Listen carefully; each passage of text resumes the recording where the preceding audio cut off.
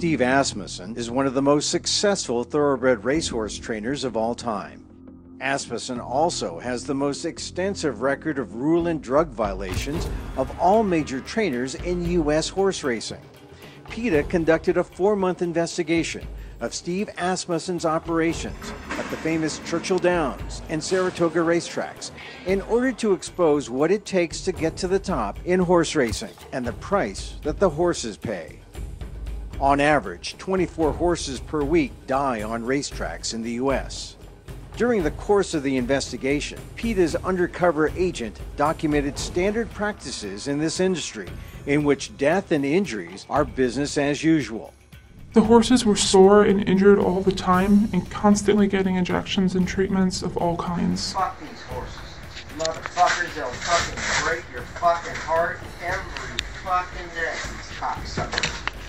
There's always something wrong with them. To train and race through all the injuries, exhaustion, and pain, horses are subjected to an endless cycle of performance-enhancing medication and pain-masking drugs.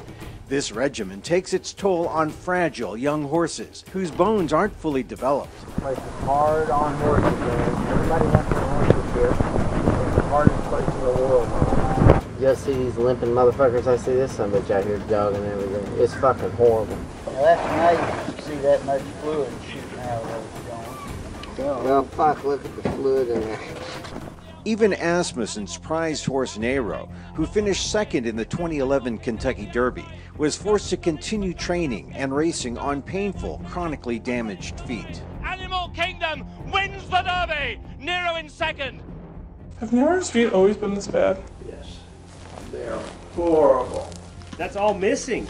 His foot is a little bitty nub. It's all broke off. He lost, listen to me, he lost Z-bars on both feet multiple times until he had bloody holes in the bottom of his feet. Oh no, this is you don't have any foot at all. Quit being such an asshole.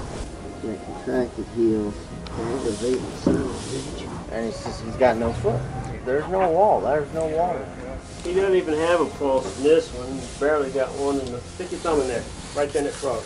Oh, right there, don't touch it again. Oh, he can't take a brush. No, it's been like that for 3 months, right there. From putting a Z-bar over top of it and rotted. Put your thumb in that hole right there. Listen, I know the fucker hurts. This hurts. Let me show you this hole. This is Chester's. We tried super glue in that hole. Super glue. That's the stupidest thing I've ever heard. Just a few days later, on Kentucky Derby Day 2013, Nero died after a severe bout with colic at Churchill Downs. I have seen a lot of shit. That is the most violent fucking death I've ever seen. We almost died just trying to get that motherfucker down. We retired the horse a year ago. So we retired him from racing last year. That's when we stopped. He was finished then. After that, he retired. By then, for the money? From birth to death, most horses used for racing are treated like disposable commodities. You cannot believe how many they hurt and kill before they ever even get to the racetrack. It's mind-boggling. While gamblers at the Kentucky Derby sip mint juleps, the horses are served a steady diet of drug cocktails. With all the medications the horses were being given, even in their feed, it felt more like working in a pharmacy than a stable. One of Asmussen's drugs of choice was thyroxin. The drug was being given to every horse in Asmussen's barns, apparently without testing or evidence of any thyroid condition. This drug was recklessly administered, seemingly just to speed up metabolism, not for any therapeutic purpose.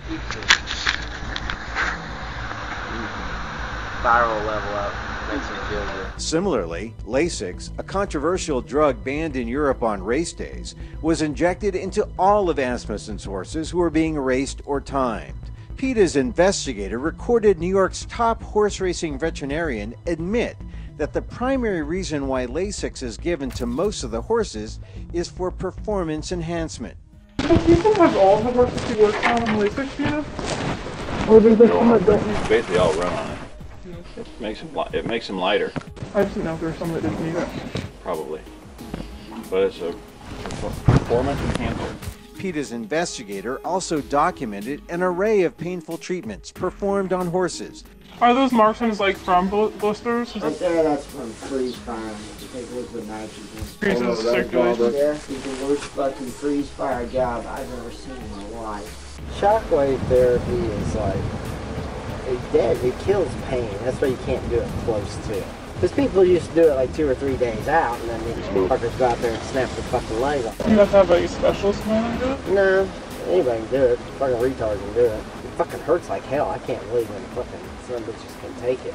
I would see bettors in the stands reading statistics in the daily racing form, and I would think, they don't know how sore and injured these horses are and how many medications they're on. They're being duped. Here, Asmussen's chief assistant trainer, Scott Blasi, angry that his horse got scratched by stewards before a race, tells the investigator how he will fool the stewards next time. You know what? I'll fuck them next time. I'll put a gel cast on that motherfucker and I'll make it look as good as it fucking can. I ain't got no problem scratching the horse. Horse is a little fucking off. Trainers will do just about anything to gain an advantage, regardless of the consequences to the horses. Here, Scott Blasi jokes about how one of his leading jockeys, Ricardo Santana Jr., used a concealed shocking device on the horses. I tell you, Wake up cold in the morning. you got the Machina?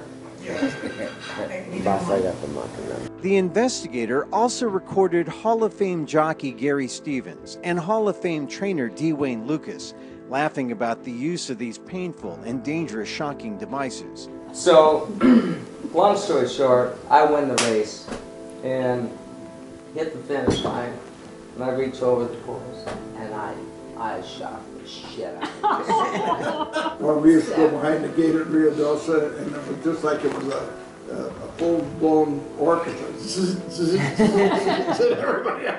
Everybody had one. Although during nationally televised races, owners and trainers will wax on about how much they love their horses, here's what they say when they think the cameras aren't rolling.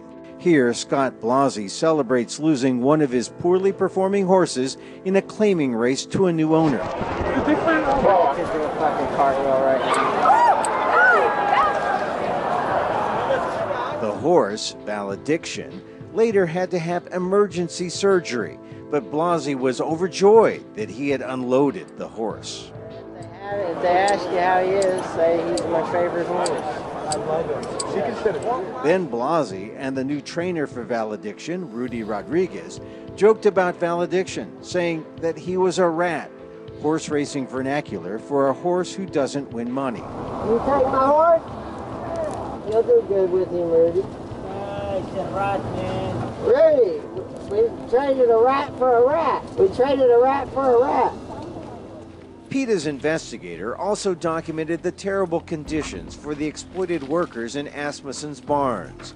Many undocumented laborers were required to work long, hard hours for little pay. It was awful to see them getting exploited like this. Many couldn't even live in the staff dorms at the track because they were undocumented workers. They had to sleep in barns and tack rooms. Here, Asmussen is explaining how to manufacture paperwork illegally. I presented it to them like this. It's real simple. If you guys want a job, you're not going to work for me under that name. They'll come in and fucking raise you. As far as they know, you don't exist anymore. So did you help them get the social security cards too and all that so they could work? It's like $60, $70 a person. The horse racing industry tries to project the image of rolling, bluegrass hills, and family farms. But these are factory farms, where syringes are the most important tools of the trade.